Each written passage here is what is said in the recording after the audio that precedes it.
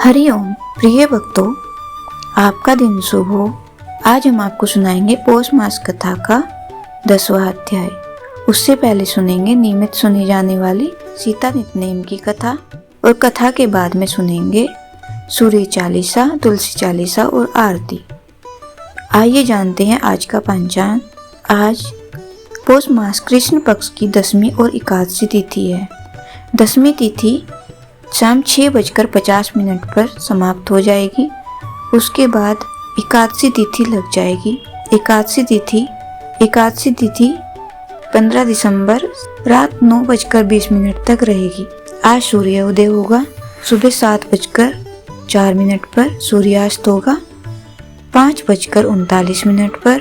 अशुभ काल है राहु काल शाम 4:19 से शाम 5:38 तक रहेगा। शुभ काल अभिजीत मुहूर्त दोपहर 12 बजे से दोपहर 12:42 तक रहेगा। अमृत काल सुबह 3:58 से सुबह 5:45 तक रहेगा। ब्रह्म मुहूर्त रहेगा सुबह 5:28 से सुबह 6:16 तक। आइए सुनते हैं शुभ फल देने वाली, घर को धन धान्य से भर देने वाली सीता नितनेम की कथा। यह कहानी माता सीता कहती थी और श्री राम इसे सुना करते थे। एक दिन श्री राम भगवान को किसी काम के लिए बाहर जाना पड़ गया तो सीता माता कहने लगी कि भगवान, मेरा तो 12 वर्ष का नितनेम है। अब आप बाहर जाएंगे तो मैं अपनी कहानी किसे सुनाऊंगी। श्री राम ने कहा कि तुम कुएं की पाल पर जाकर बैठ जाना। वहाँ जो औरतें पानी भरेंगी उन्हें अपनी कहानी सुना देना। सीता माता कुएं की पाल पर जाकर बैठ जाती है। एक स्त्री आई, उसने रेशम की जरी की साड़ी पहन रखी थी और सोने का घड़ा ले रखा था। सीता माता उसे देखकर कहती हैं कि बहन, मेरा 12 वर्ष का नितनेम सुन लो। पर वह स्त्री बोली कि मैं तुम्हारा नितनेम नहीं सुनूंगी। मैं तुम्हारा नितनेम सुनूंगी तो मुझे घर जाने में देर हो जाएगी। मेरी सास मुझसे लड़ेगी। उसने कहानी नहीं सुनी और चली गई। उसकी रेशम की जरी की साड़ी फट गई। सोने का घड़ा मिट्टी के घड़े में बदल गया। सास ने देखा तो पूछा कि ये किसका दोष अपने सर पर लेकर आ गई है। बहू ने कहा कि कुएं पर एक औरत बैठी थी, उसने कहानी सुनने के लिए कहा, लेकिन मैंने सुनी नहीं, जिसका यह फल मिला। बहू की बात सुनकर अगले दिन वही साड़ी और घड़ा लेकर सास कुएं की पाल पर गई। सास को वहीं माता सीता बैठी मिली और माता सीता ने कहा कि बहन, मेरी कहानी सुन ले।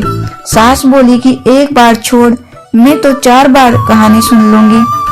राम आए, लक्ष्मण आए, देश के पुजारी आए, नितनेम का नेम लाए। आओ राम, बैठो राम, तपी रसोई जियो राम, माखन मिश्री खाओ राम, दूध बतासा पियो राम, सूत के पल का मोठो राम, साल दुसाला पोठो राम, साल दुसाला ओढ़ो राम, जब बोलू जब राम ही राम, राम संवारे सबके काम, खाली भंडार भरेंगे, सबका बेड़ा पार करेंगे, श्री राम जय जय राम।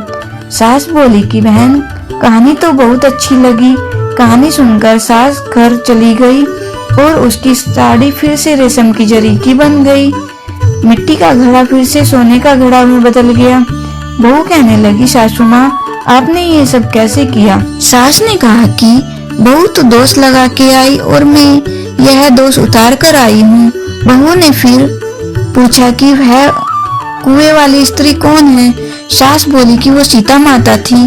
वो पुराने से नया कर देती हैं, खाली घर में भंडार भर देती हैं, वह लक्ष्मी जी का वास घर में कर देती हैं, आदमी की जो भी इच्छा हो उसे पूरा कर देती हैं। बहू बोली, ऐसी कहानी मुझे भी सुना दो। सास बोली कि ठीक है, तुम भी सुनो। और सास ने कहानी शुरू की। राम आए, लक्ष्मण आए, देश के पुजारी आए, नितनेम का नेम लाए। आओ राम, बैठो राम, तपी रसोई जियो राम, माखन मिश्री खाओ राम, दूध बतासा पियो राम, सूत के पल का मोठो राम, साल दुसाला पोठो राम, साल दुसाला ओढ़ो राम, जब बोलू तब राम ही राम, राम सवारे सबके काम, खाली घर भंडार भरेंगे, सबका बेड़ा पार करेंगे, श्री राम जय जय राम। कहानी सुनकर बहू बोली कि कहानी तो बहुत अच्छी है। सास ने कहा कि ठीक है, इस कहानी को रोज कहा करेंगे। अब सास बहू रोज सवेरे उठती, नहाती धोती और पूजा करने के बाद नित्यनेम की सीता जी की कहानी कहती। एक दिन उनके यहाँ एक पड़ोस की औरत आई और बोली कि बहन जरा सी आँच देना। तो वह बोली कि आँच तो अभी हमने जलाई ही नहीं। पड़ोसन ने कहा कि तुम सुबह 4 बजे उठकर क्या कर रही हो? फिर उन्होंने कहा कि सुबह उठकर हम पूजा करते हैं, फिर सीता नित्यनेम की कहानी कहते हैं। पड़ोसी ने उनकी बात सुनकर फिर कहा कि सीता माता की कहानी कहने से मुझे तुम्हें क्या मिला? वे बोली कि उनकी कहानी कहने से घर में भंडार भर जाते हैं, सारे काम सिद्ध हो जाते हैं, मन की इच्छा भी पूरी हो जाती है। पड़ोसन कहती है कि बहन ऐसी कहानी तो मुझे भी सुना दो। फिर वह बोली कि ठीक है, तुम भी यह कहानी सुन लो। राम आए लक्ष्मण आए, देश के पुजारी आए, नित्यनेम का नेम लाए। आओ राम बैठो राम, तपी रसोई जियो राम, माखन मिश्री खाओ राम, दूध बतासा पियो राम, सूत की पलका मोठो राम, साल दुसाला पोठो राम, साल दुसाला ओढ़ो राम। जब बोलू जब राम ही राम, समारे सबके काम, खाली घर भंडार भरेंगे, सबका बेड़ा पार करेंगे। श्री राम जय जय राम। सारी कहानी सुनने के बाद पड़ोसन कहने लगी, बहन कहानी तो मुझे बहुत अच्छी लगी। अब वह पड़ोसन भी नित्यनेम सीता माता की कहानी कहने लगी। कहानी कहने से सीता माता ने पड़ोसन के भी भंडार भर दिए। हे सीता माता, जैसे आपने उनके भंडार भरे वैसे ही आप हमारे भी भंडार भरना, कहानी सुनने वाले के भी और कहानी कहने वाले के भी। बोलिए सीता माता की जय। श्री राम जय जय राम। भगवान श्री कृष्ण जो भी करते थे उसके पीछे एक उद्देश्य होता था। महाभारत में भी कई कहानियां हैं जहां लोगों को भगवान श्री कृष्ण के काम समझ नहीं आए, लेकिन बाद लोगों को समझ में आया कि श्री कृष्ण क्या सोच रहे थे। ऐसी ही एक कहानी जरासंध को लेकर भी है। जरासंध श्री कृष्ण के मामा कंस का ससुर था, इस नाते वह उनकी हर संभव मदद किया करता था।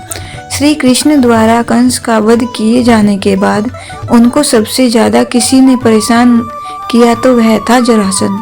उसने श्री कृष्ण और बलराम को मारने के लिए मथुरा पर 18 बार आक्रमण किया। जरासंध जब भी कृष्ण पर आक्रमण करता था उसे हार का मुंह देखना पड़ता था, लेकिन वह फिर सेना जुटाता और ऐसे राजाओं को अपने साथ जोड़ता जो श्री कृष्ण के खिलाफ थे। उसके बाद वह फिर हमला बोल देता। हर बार श्री कृष्ण पूरी सेना को मार देते, लेकिन जरासंध को छोड़ देते। कृष्ण के बड़े भाई बलराम को यह बात अजीब लगती। आखिर में एक युद्ध के बाद बलराम से रहा नहीं गया और उन्होंने श्री कृष्ण से पूछ ही लिया। बार बार जरासंध हारने के बाद भी पृथ्वी के कोनों कोनों से दुष्टों को अपने साथ जोड़ता है और हम पर आक्रमण कर देता है, और तुम पूरी सेना को मार देते हो, लेकिन असली अपराधी को क्यों छोड़ देते हो? तब श्री कृष्ण ने हंसते हुए बलराम को समझाया, हे भ्राताश्री, मैं जरासंध को बार बार जानबूझकर इसलिए छोड़ रहा हूँ ताकि वह जरासंध पूरी पृथ्वी से दुष्टों को अपने साथ जोड़े और मेरे खिलाफ युद्ध छेड़ता रहे, ताकि मैं आसानी से एक ही जगह रहकर पृथ्वी के सभी दुष्टों को मार सकूं। नहीं तो मुझे इन दुष्टों को मारने के लिए पूरी पृथ्वी का चक्कर लगाना पड़ता। दुष्टों के संहार का मेरा यह काम जरासंध ने बहुत आसान कर दिया है। श्री कृष्ण ने कहा, जब सभी दुष्टों को मार लूंगा तो सबसे आखिरी में इसे खत्म कर ही दूंगा। चिंता न करो भ्राताश्री। आइए आपको बताते हैं जरासंध का जन्म कैसे हुआ। नमिता गोखले महाभारत के मुताबिक जरासंध के जन्म की कहानी भी बड़ी दिलचस्प थी। वह मगध के राजा वृत्ररथ का पुत्र था। वृत्ररथ की 2 पत्नियां थी, दोनों की कोई संतान नहीं थी। इससे वृत्ररथ को बहुत दुख होता था। वह अपना राज्य छोड़कर वन में तपस्या के लिए चले गए। साथ दोनों पत्नियां भी गई जो जुड़वा बहनें थी। वन में उनकी भेंट एक ऋषि से हुई जो उनकी भक्ति से इतने प्रसन्न हुए कि उन्होंने वृत्ररथ को इस आशीर्वाद के साथ एक मायावी आम दिया कि जब उनकी पत्नी इसे खाएगी तो उसे पुत्र होगा। राजा एक सीधे साधे और न्यायप्रिय व्यक्ति थे। उन्होंने फल को 2 बराबर भागों में काटा और अपनी दोनों प्रिय रानियों को एक एक टुकड़ा दिया। आम खाने के बाद राजा की दोनों पत्नियां गर्भवती हो गई, लेकिन बच्चों के जन्म के बाद राजा की खुशी डर में बदल गई। दोनों रानी एक आंख, एक हाथ, एक पैर आदि के साथ आधे बच्चे को जन्म दिया था। रात को जब रानी सो रही थी, तब दाई ने दोनों आधे बच्चों को काले कपड़े में लपेटा और शहर के फाटक के बाहर रख आई। उसी रात जरा नाम की एक राक्षसी भोजन की खोज में घूम रही थी। उसकी नजर बच्चों पर पड़ी। उसने जैसे ही दोनों बच्चों को उठाया, वे चमत्कारी रूप से जुड़ गए। आंख से आंख मिल गई, हाथ से हाथ, पैर से पैर। अब जरा के हाथ में एक सुंदर स्वस्थ बच्चा था। जरा अपनी आंतरिक शक्तियों से जान गई कि ये बच्चा राजा बृहद्रथ का है। उसने बच्चे को मारने की जगह राजा को वापस लौटाने का फैसला किया। जरा राजा बृहद्रथ के पास गई और पूरी घटना सुनाई। राजा बहुत प्रसन्न हुए और अपने बेटे का नाम जरासंध रखने का निर्णय लिया, जिसका अर्थ है वह जिसे जरा ने जोड़ा हो। वनवास से लौटने के बाद पांडवों ने इंद्रप्रस्थ को अपनी राजधानी बनाया और एक भव्य महल बनाया। पांडवों की नई राजधानी देखने आई नारद मुनि ने युधिष्ठिर को राजसूय यज्ञ करने की सलाह दी। नारद मुनि के जाने के बाद युधिष्ठिर ने अपने भाइयों और कृष्ण से परामर्श किया। कृष्ण ने कहा, एक राजा है जिसे पराजित करना कठिन होगा। उसका नाम है जरासंध, जो गिरिव्रज में शासन करता है। मेरे मामा कंस का विवाह जरासंध की पुत्रियों से हुआ था। कंस को मारने के कारण वह मुझे अपना दुश्मन मानता है। मेरा जरासंध से युद्ध में 18 बार आमना सामना हो चुका है। जरासंध के कारण ही हमें मथुरा से द्वारका जाना पड़ा। कृष्ण की बात सुनकर युधिष्ठिर ने राजसूय यज्ञ का विचार त्यागने का मन बना लिया, लेकिन भीम और अर्जुन जरासंध को चुनौती देने के पक्ष में थे। आखिरकार मन न होने के बावजूद युधिष्ठिर उनकी बात मान गए। युधिष्ठिर के राजी होने के बाद कृष्ण, अर्जुन और भीम मगध के लिए प्रस्थान कर गए। तीनों सरयू नदी के पास मिथिला से होते हुए और फिर गंगा नदी पार करके मगध पहुँचे। जरासंध की राजधानी में पहुँचने के पहले उन्होंने स्नातकों की तरह वेश धारण किया, अर्थात ब्राह्मण छात्र जिन्होंने अभी अभी अपनी शिक्षा पूरी की है। नगर वासियों ने उन्हें देखा और आश्चर्य में एक दूसरे से फुसफुसाए कि न जाने ये कौन है। क्षमा वेशधारी पांडव और कृष्ण ने जरासंध के महल में प्रवेश मुख्य द्वार से नहीं, बल्कि चतुराई से दीवार फांद कर किया। अंदर आकर उन्होंने राजा से मिलने की मांग की। जरासंध अपनी प्रार्थना में डूबा हुआ था, पर उसने अतिथियों को जलपान कराने का निर्देश दिया।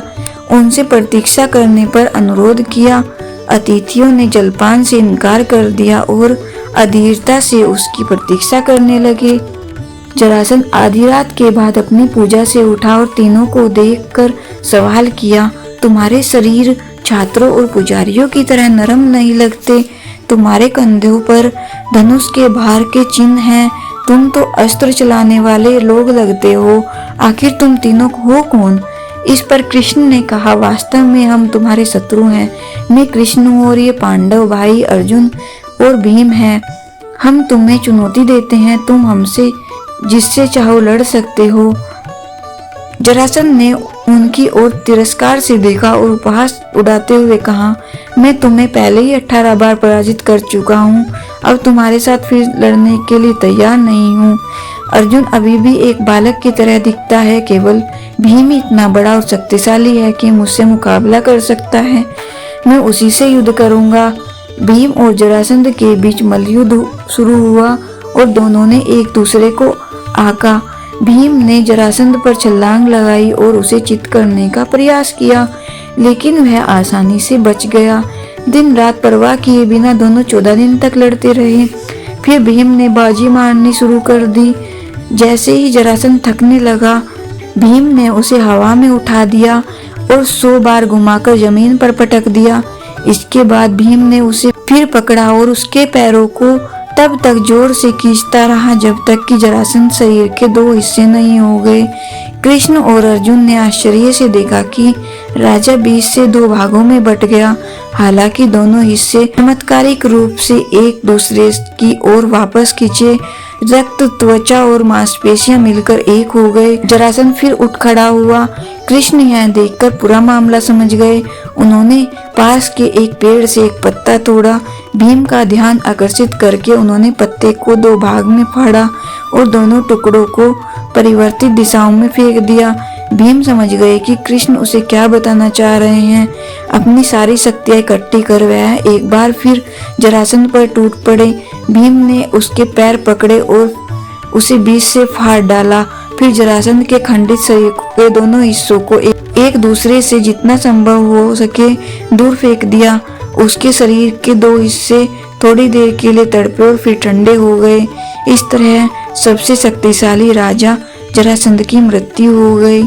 बोलिए श्री कृष्ण भगवान की जय। आइए सुनते हैं कथा का 10वां अध्याय। नारद जी बोले, हे तपोनिधे, परम क्रोधी दुर्वासा मुनि ने विचार करके उस कन्या से क्या उपदेश दिया, सो आप मुझसे कहिए। सूत जी बोले, हे द्विजो, समस्त प्राणियों का हित कर दुर्वासा का गुह्य वचन बद्री नारायण बोले। श्री नारायण बोले, हे नारद, मेघावी ऋषि की कन्या के दुख को दूर करने के लिए दुर्वासा ऋषि ने जो कहा वह सुनो। दुर्वासा ऋषि बोले, हे सुंदरी, गुप्त से भी गुप्त उपाय मैं तुझसे कहता हूँ। यह विषय किसी से भी कहने योग्य नहीं है, तथापि तेरे लिए तो मैंने ये विचार ही लिया है। मैं विस्तार पूर्वक न कहकर तुझसे संक्षेप में कहता हूँ। हे सुभगे, इस मास में 3रा मास जो आवेगा वह पुरुषोत्तम मास है। इस मास में तीर्थ में स्नान कर मनुष्य भ्रूण हत्या से छूट जाता है। हे सुंदरी, कार्तिक आदि 12 मासों में इस पुरुषोत्तम मास के बराबर कोई मास नहीं है। जितने मास तथा पक्ष और पर्व हैं, वे सब पुरुषोत्तम मास की 16वीं कला के बराबर भी नहीं है। वेदोक्त साधन और जो परमपद प्राप्ति के साधन हैं, वे भी इस मास की 16वीं कला के बराबर नहीं है। 12,000 वर्ष गंगा स्नान करने से जो फल मिलता है और सिंहस्थ गुरु में गोदावरी पर एक बार स्नान करने से जो फल मिलता है, हे सुंदरी, वही फल पुरुषोत्तम मास में किसी भी तीर्थ पर एक बार स्नान करने मात्र से मिल जाता है। हे बाले, यह मास श्री कृष्ण का अत्यंत प्यारा है और नाम से ही यह भगवान का स्मारक है। इस मास में पुरुषोत्तम भगवान की सेवा पूजा करने से समस्त कामनाएं सिद्ध होती हैं। अतः इस पुरुषोत्तम मास का तू शीघ्र व्रत कर। पुरुषोत्तम भगवान की तरह प्रसन्नता पूर्वक मैंने भी इस मास की सेवा की है। एक समय क्रोध में मैंने अम्बरीश राजा को भस्म करने के लिए अर्थकृत्या भेजी थी। सो हे बाले, तब हरि ने जलता हुआ सुदर्शन चक्र मुझको ही भस्म करने के लिए उसी समय मेरे पास भेजा। तब पुरुषोत्तम मास के प्रभाव से ही वह चक्र हट गया। हे सुंदरी, वह चक्र त्रैलोक्य को भस्म करने का सामर्थ्य रखने वाला जब मेरे पास आकर खाली चला गया, तब मुझे बड़ा विस्मय हुआ। इसलिए ही सुभगे, तू श्री पुरुषोत्तम मास का व्रत कर। इस प्रकार मुनि की कन्या को कहकर दुर्वासा ऋषि ने विराम लिया। श्री कृष्ण बोले, हे राजन, दुर्वासा का वचन सुन। भावों की प्रबलता के कारण असूया से प्रेरित वह कन्या मूर्खतावश दुर्वासा से बोली। बाला बोली, हे ब्राह्मण, हे मुने, आपने जो कहा वह मुझे रोचता नहीं है। माघादी मास कैसे भी फल देने वाले नहीं हैं। कार्तिक मास कम है, ऐसा आप कैसे कहते हैं? सो कहिए, वैशाख मास सेवित हुआ क्या इच्छित कामों को नहीं देता है? सदाशिव आदि से लेकर सब देवता सेवा करने पर क्या फल नहीं देते हैं? अथवा पृथ्वी पर प्रत्यक्ष देव सूर्य और जगत की माता देवी क्या सब कामनाओं को देने वाली नहीं है? श्री गणेश क्या सेवा पाकर इच्छित वर नहीं देते हैं? व्यतिपात आदि योगों को और सर्व आदि देवताओं को भी सबको उल्लंघन करके पुरुषोत्तम मास की प्रशंसा करते क्या आपको लज्जा नहीं आती है? यह मास तो बड़ा मलिन और सब कामों में निंदित है। हे मुने, इस रवि की संक्रांति से रहित मास को आप श्रेष्ठ कैसे कह सकते हैं? सब दुखों को छुड़ाने वाले परम श्री हरि को मैं जानती हूँ। हे देव, दिन रात श्री हरि का चिंतन करती मैं जानकी पति राम और पार्वती पति शंकर के सिवाय और किसी को नहीं देखती हूँ। हे विपेंद्र, अन्य कोई भी देवता ऐसा नहीं है जो मेरे इस दुख को दूर करे। अतः हे मुने, इन सब फलदाताओं को छोड़कर कैसे इस मलमास की स्तुति आप कर रहे हो? इस प्रकार ब्राह्मण कन्या का कहा हुआ सुनकर दुर्वासा मुनि शरीर से एकदम जाज्वल्यमान हो गए और नेत्र क्रोध से लाल हो गए। इस प्रकार क्रोध आने पर भी कृपा करके मित्र की कन्या को श्राप नहीं दिया और सोचने लगे कि यह मूर्खा है, हित अहित को नहीं जानती है, अभी बुद्धि उसकी पूर्ण नहीं है, पुरुषोत्तम मास के महात्म्य का विद्वानों को भी पता नहीं है, तो थोड़ी बुद्धि वाले पुरुष और विशेष करके कुमारियों को तो कहाँ से हो सकता है। यह कुमारी कन्या माता पिता से रहित दुखाग्नि से जली हुई है, अतः अति उग्र मेरे श्राप को कैसे सहन कर सकती है। इस प्रकार सोचकर कृपा से मन में उठे क्रोध को शांत किया और स्वस्थ होकर दुर्वासा मुनि उसी अति विहल कन्या से बोले। दुर्वासा बोले, हे मित्र पुत्री, तेरे ऊपर मेरा कुछ भी क्रोध नहीं है। हे निर्भाग्य, जो तेरे मन में आवे वैसा ही कर। हे बाले, और कुछ भविष्य कहता हूँ सुन। पुरुषोत्तम मास का जो तूने अनादर किया है उसका फल तुझे अवश्य मिलेगा, इस जन्म में मिले अथवा दूसरे जन्म में मिले। अब मैं नर नारायण के आश्रम में जाऊंगा। तेरा पिता मेरा मित्र था, इसलिए मैंने शाप नहीं दिया। तू बाल भाव के कारण अपने शुभाशुभ तथा हिताहित को नहीं जानती है। शुभाशुभ भविष्य की कोई टाल नहीं सकता। अच्छा, हमारा बहुत समय व्यतीत हो गया, अब हम जाते हैं, तेरा कल्याण हो। श्री कृष्ण बोले। ऐसा कहकर महाक्रोधी दुर्वासा मुनि शीघ्र चले गए। दुर्वासा ऋषि के जाते ही पुरुषोत्तम की उपेक्षा करने के कारण कन्या निष्प्रभा हो गई। तदंतर बहुत देर तक कन्या ने सोच विचार कर यह निश्चय किया कि देवताओं के भी देवता तत्काल फल देने वाले पार्वती पति शिव की तप द्वारा आराधना करूंगी। हे नृप मेधावी ऋषि की कन्या ने मन से इस प्रकार निश्चय करके अपने आश्रम में ही रहकर भगवान शंकर के कठिन तप करने को तत्पर हो गई।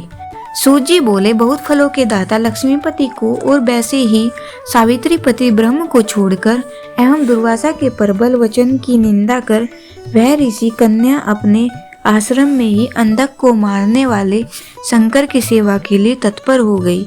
इति श्री बरनार्दीय पुरुषोत्तम मास महात्म्य 10वां अध्याय समाप्तम। बोलिए श्री कृष्ण भगवान की जय, विष्णु भगवान की जय। तुलसी चालीसा। श्री तुलसी महारानी करु विनय सिरनाय, जो मम हो संकट विकट दीजिए मात सनाय नशाय। नमो नमो तुलसी महारानी, महिमा अपित न जाए बखानी। दियो विष्णु तुमको सन्माना, जग में छायो सुयस महाना। विष्णु प्रिया जय जयते भवानी, तिहु लोक की हो सुख खानी। भगवत पूजा कर जो कोई, बिना तुम्हारे सफल न होई। जिन घर तव नहीं होए निवासा, उस पर करे विष्णु नहीं बासा। करे सदा जो तव नित सुमिरन, तेहि के काज होए सब पूरन। कार्तिक मास महात्म तुम्हारा, ताको जानत सब संसारा। तव पूजन जो करे कुंवारी, पावे सुंदर वर सुकुमारी। कर जो पूजन नित प्रति नारी, सुख संपत्ति से होए सुखारी। वृद्धा नारी करे जो पूजन, मिले भक्ति होवे पुलकित मन। श्रद्धा से पूजे जो कोई, भवनिधि से उतर जावे सोई। कथा भागवत यज्ञ करावे, तुम बिन नहीं सफलता पावे। छायो तब प्रताप जग भारी, ध्यावत तुम्ही सकल चितधारी। तुम्ही मात यंत्र तंत्रन, सकल काज सिद्धि होवे सन में। औषधि रूप आप हो माता, सब जग में तब यश विख्याता। देव ऋषि मुनि ओ तपधारी, करत सदा तब जय जयकारी। वेद पुराणन तब यश गाया, वेद पुराणन तव यस गाया, महिमा अगम पार नहीं पाया। नमो नमो जय जय सुख कारणी, नमो नमो जय दुख निवारणी, नमो नमो सुख संपत्ति देनी, नमो नमो अग काटन छेनी, नमो नमो भक्तन दुख हरनी, नमो नमो दुष्टन मद छेनी, नमो नमो भव पार उतारिणी, नमो नमो परलोक सुधारनी, नमो नमो निज भक्त उबारनी, नमो नमो जन काज सवारनी, नमो नमो जय कुमति नाश, नमो नमो जय कुमति नसावनी, नमो नमो सुख उपजावनी, जयति जयति जय तुलसी माई, ध्याऊं तुमको शीस नवाई, निजन जानी मोही अपनाओ, बिगड़े कारज आप बनाओ, करो विनय में मात तुम्हारी, पूर्ण आशा करो हमारी, शरण चरण कर जोरी मनाऊं, निस्दिन तेरे ही गुण गाऊं, करहु मात यह अब मोह पर दाया, निर्मल होए सकल मम काया, मंगू मात यह वर दीजिए, सकल मनोरथ पूर्ण कीजिए, जनू नहीं कुछ नेम अचारा, क्षमो मात अपराध हमारा, ब्रह मास करे जो पूजा, ता सम जग में और न दूजा, प्रथम ही गंगा जल मंगवावे, फिर सुंदर स्नान करावे, चंदन अक्षत पुष्प चढ़ावे, धूप दीप नैवेद्य लगावे, करे आचमन गंगा जल से, ध्यान करे हृदय निर्मल से, पाठ करे फिर चालीसा की, स्तुति करे मात तुलसा की, यह विधि पूजा करे हमेशा, ताके तन नहीं रहे क्लेशा, करे मास कार्तिक का साधन, सोवे नित पवित्र सिद्ध हुई जाही, हे यह कथा महासुखदाई, पढ़े सुने सो भवतर जाई, तुलसी मैया तुम कल्याणी, तुम्हारी महिमा सब जग जानी, भाव न तुझे मान नित नित ध्यावे, गा गा कर माँ मुझे रिझावे, यह श्री तुलसी चालीसा पाठ करे जो कोय, गोविंद सो फल पावे जो मन इच्छा होए, जय जय तुलसी माता मैया, जय तुलसी माता, सब जग की सुखदाता, सबकी वर माता, मैया जय तुलसी माता, सब योगों से ऊपर, सब रोगों से ऊपर, रज से रक्षक करके सबकी भव त्राता, मैया जय तुलसी माता, बटुपुत्री है श्यामा, सुरबल्ली है ग्राम्या, विष्णु प्रिय जो नर तुमको सेवे, सो नर तर जाता, जय तुलसी माता मैया जय तुलसी माता, हरि के शीस विराजत त्रिभुवन से हो वंदित, पतित जनों की तारिणी तुम हो विख्याता, मैया जय तुलसी माता, लेकर जन्म विजन में आई दिव्य भवन में, मानव लोग तुम्हीं से सुख संपत्ति पाता, मैया जय तुलसी माता, हरि को तुम अति प्यारी, श्याम वर्ण सुकुमारी, प्रेम अजब है उनका तुमसे कैसा नाता, हमारी विपद करो तुम कृपा करो माता, मैया जय तुलसी माता, जय जय तुलसी माता, मैया जय तुलसी माता, सब जग की सुखदाता, सबकी वर माता, मैया जय तुलसी माता, बोले तुलसी माता की जय। सूर्य चालीसा। कनक बदन कुंडल मकर, मुक्ता माला अंग, पद्मासन स्थित ध्याये शंख चक्र के संग, जय सविता जय जयति दिवाकर, सहस्रांशु सप्ताश्वर तिमिर हर, भानु पतंग मारीची, भास्कर सविता हंस सुनूर, विभाकर विश्वान, आदित्य विकर्तन, मार्तंड हरि रूप विरोचन, अंबर मणि खग रवि कहलाते, वेद हिरण्य गर्भ कह गाते, सहस्रांशु प्रद्योतन, कही कही मुनिगण होत, प्रसन्न मोदल ही अरुण सदर्श, सारथी मनोहर हाकत है साता, चढ़ी रथ पर, मंडल की महिमा अति न्यारी, तेज रूपी केरी बलिहारी, उच्चे श्रवा दर्शस है जोते, देखी पुरंदर लज्जित होते। मित्र मरीचि, भानु, अरुण, भास्कर, सविता, सूर्य, अर्क, खग, कलिहर, पूषा, रवि, आदित्य नामले हिरण्य गर्भाए, मने कही के द्वादश नाम प्रेम सो गावे। मस्तक 12 बार नवावे, 4 पदार्थ सो जन पावे, दुख दरिद्र अगपुंज नसावे। नमस्कार को चमत्कार यह, विधि हरिहर को कृपा सार यह। शैवे भानु तुम ही मन लाई, अष्ट सिद्धि नवनिधि ते ही पाई। 12 नाम उच्चारण करते, सहज जन्म के पातक टरते।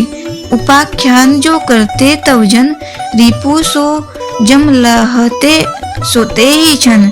छन सुत जुत बढ़तु है, प्रबल मोह को फंद कटतु है। अर्क शीश को रक्षा करते, रवि ललाट पर नित्य बिहरते। सूर्य नेत्र पर नित्य विराजते, कर्ण देश पर दिनकर छाजते। भानु नसिका वास करहु नित, भास्कर करत सदा मुख को हित। ओट रहे पर्जन्य हमारे, रसना बीच क्षण बस प्यारे। कंठ सुवर्ण रेत की शोभा, तिग्म तेजस कांधे लोभा। उषा बाहु मित्र पिटी पर, त्वष्टा वरुण रहम शूष्ण कर। युगल हाथ पर रक्षा कारण, भानुमान उर शर्म बसत नाभि। आदित्य मनोहर, कटी में हंस हरत मन मुदभर। जंगा गोपति, सविता बासा, गुप्त दिवाकर करत हुलासा। विवस्वान पद की रखवारी, बाहर बसते नित तमहारी। सहस्र सांसु सर्वांग समारे, रक्षा कवच चरित्र विचित्र विचारे। अस जोज जन अपने न माही, भय जग बीच करहु ते ही नाही। दरिद्र कुष्ठ ते ही कबू न व्यापे, जोजन या को मन में जापे। अंधकार जग का जो हरता, नव प्रकाश से आनंद भरता।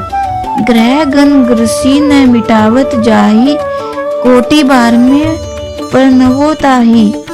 मंद सदर्श सुत जन्म में जाके, धर्म राज सम अद्भुत बाके। धन्य धन्य तुम दिग्मनि देवा, किया करत सुरमुनि नर सेवा। भक्ति भावयुत पूर्ण नियम सो, दूर हटत सो भव के भ्रम सो। परम धन्य सो नर तनहारी, हे प्रसन्न जेहि पर तमहारी। अरुण माघ में सूर्य फाल्गुन, मद वेदानाम रवि उदय। भानु उदय वैशाख गिनावे, ज्येष्ठ इंद्र आषाढ़ रवि गावे। यम भादो अश्विन हिमरेता, कार्तिक होत दिवागर नेता। अगहन बिन विष्णु है पुसही, पुरुष नाम रवि है मलमासी। भानु चालीसा प्रेम युत, गावई जे नर नित्य। सुख संपत्ति लहे विविध, होई सदा कृत कृत्य। बोलिए सूर्य भगवान की जय। ओम जय सूर्य भगवान, जय सूर्य भगवान। जय हो दिनकर भगवान, जगत के नेत्र स्वरूपा। तुम हो त्रिगुण स्वरूपा, धरत सब ही तब ध्यान। ओम जय सूर्य भगवान।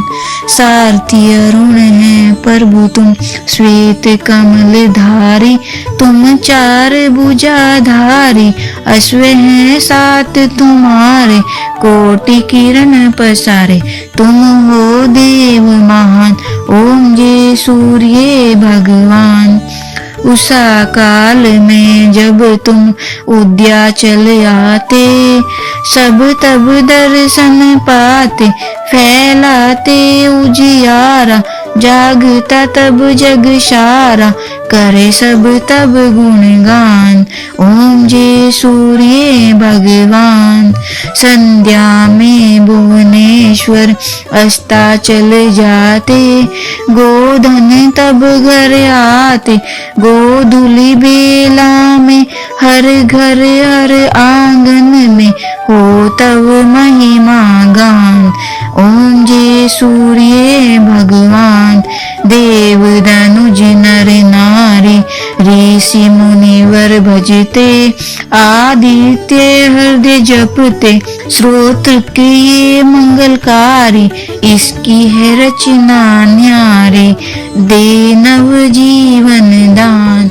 ओम जय सूर्य भगवान, तुम हो त्रिकाल रचयिता, तुम जग के आधार, महिमा तब अपरंपार, प्राणों का सिंचन करते, भक्तों को अपने देते, बल बुद्धि और ज्ञान।